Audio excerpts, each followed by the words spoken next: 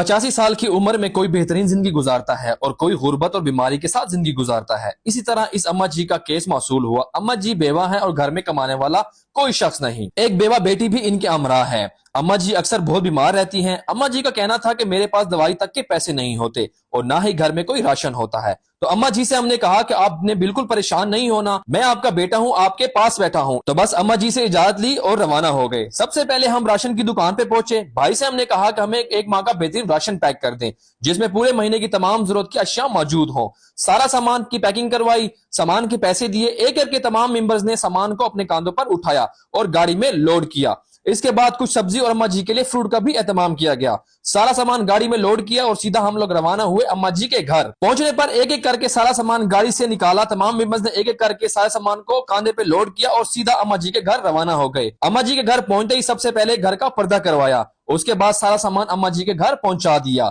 अम्मा जी सारा सामान देखकर बहुत ज्यादा खुश हुई। हमने अम्मा जी से कहा कि आप हमारे साथ बैठें। अम्मा जी के साथ कुछ गपशप लगाई ताकि दिल का हाल अहवाल पूछ सकें। एक बात जो मेरे दिल को लगी, अम्मा जी ने कहा, बेटा मदद तो किस्मत की बात है, लेकिन कभी कभी मेरे पास मेरे घर चक्कर लगा लिया करो ताकि मेरा दिल बहल जाया करे। तो अम्मा जी से कहा कि मैं आपका बेटा हूँ, इंशाल्लाह मैं जरूर आया करूंगा। ये बात सुनकर अम्मा जी की आंखों में आंसू आ गए। अम्मा जी से कहा कि अगर आपने मुझे बेटा कहा तो आपने बिल्कुल नहीं रोना। मैं यहाँ आपको रुलाने नहीं बल्कि खुशियां बांटने आया हूँ। अल्लाह पाक ने हमारी ड्यूटी लगाई है कि आप जैसे लोगों के चेहरे पर मुस्कुराहटें लाएं। पाकिस्तानियों, इस उम्र में इन लोगों को सिर्फ और सिर्फ प्यार, मोहब्बत और केयर की जरूरत होती है। कोशिश करें, चंद दिन की जिंदगी है, इस 4 दिन की जिंदगी में इन जैसे लोगों का ख्याल रखें। बेशक खिदमत इंसानियत से अल्लाह पाक का खुर्ब हासिल होता है। अल्लाह पाक आप सबके वालिदैन को सलामत रखे, जहां भी रहें खुश रहें। अल्लाह ने के बान।